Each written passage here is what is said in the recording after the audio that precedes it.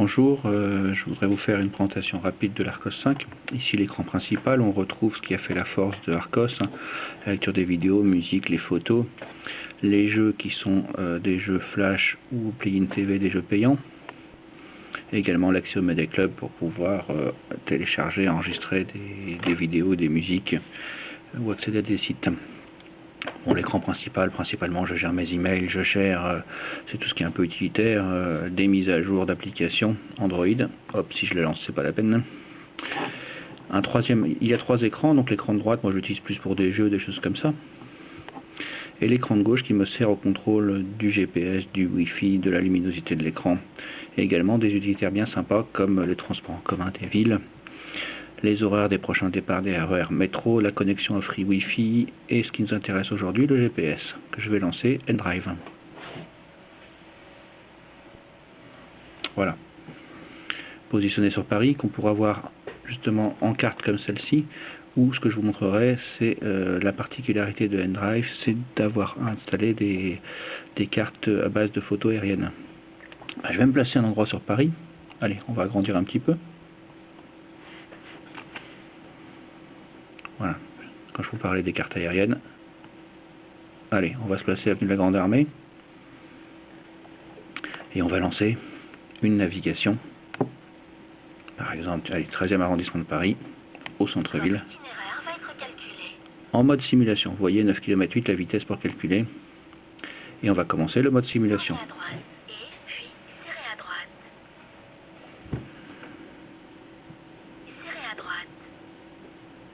Ça c'est en mode carte normale.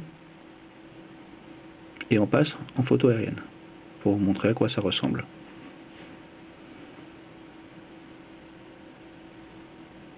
Entrez sur le rond-point et puis prenez la deuxième sortie.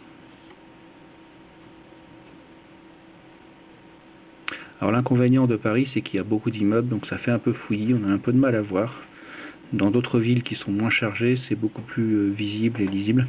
Tournez à droite et puis tournez à gauche. Alors il existe ici, on a un petit bouton, il existe 5 points de vue. Tournez à gauche. En mode simulation, un seul est accessible.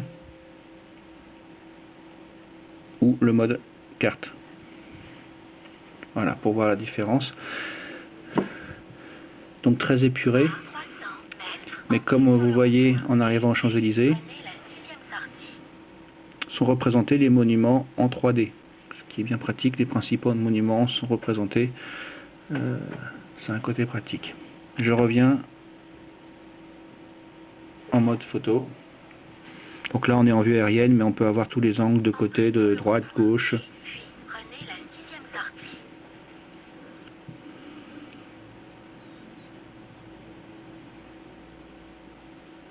Alors le mode simulation saccade un petit peu, en voiture on ne le voit pas du tout.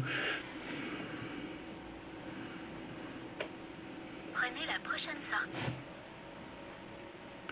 Alors à voir aussi, moi j'adore utiliser l'Arcos en position verticale, ce qui fait qu'en général on voit beaucoup plus loin les choses. Mais comme on va le voir, ça fonctionne pas très bien avec les photos. Vous voyez en haut et en bas, on a un peu de mal à afficher.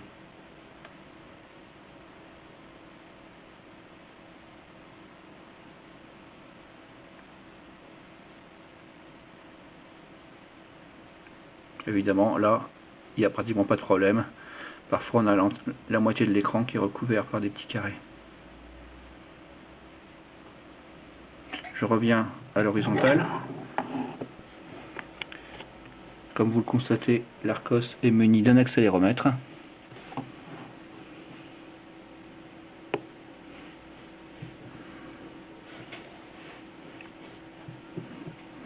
1000 mètres, serrez à droite.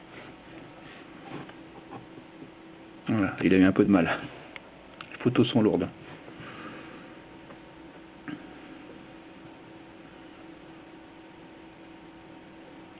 Alors pour de la lisibilité, j'ai mis très peu de POI, de points d'intérêt, mais on peut en mettre beaucoup plus, mais j'ai trouvé que la photo était déjà quand même assez chargée. Bon, passage au milieu du rond-point, il faut se méfier, il n'est pas forcément précis à la voie près.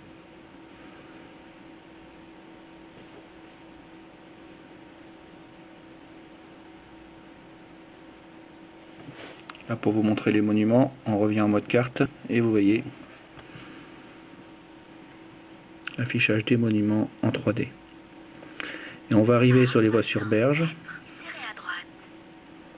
ce qui va vous permettre de voir que, au moins en mode simulation, on n'est pas tout à fait calé. Dans la réalité, on est beaucoup plus calé sur la bonne voie. Là, vous verrez, on aura tendance à rouler un petit peu sur les péniches.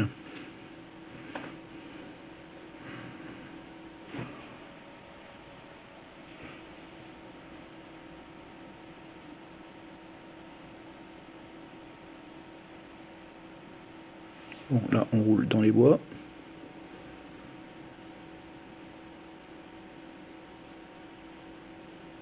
À 300 mètres, serrez à gauche. Vous voyez ici l'affichage qui indique qu'il faut allumer ses phares. C'est une particularité de ce logiciel. Assez sympathique.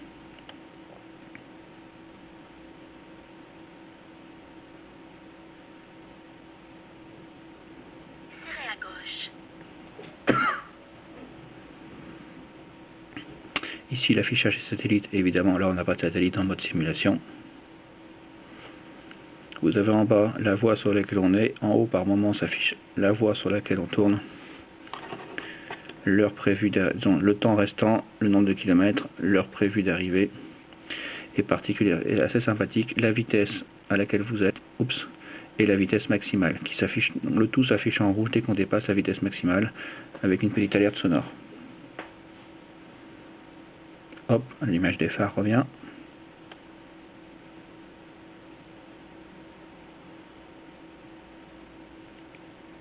À 1000 mètres, serrez à droite. Et on passe le long du Louvre.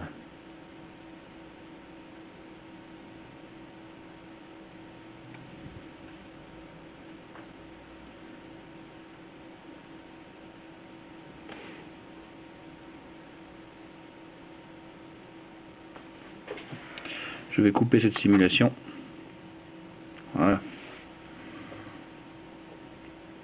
Pour vous montrer 2-3 choses qui existent, effectivement, comme toujours, on a un guide routier pour retrouver un certain nombre de points d'intérêt,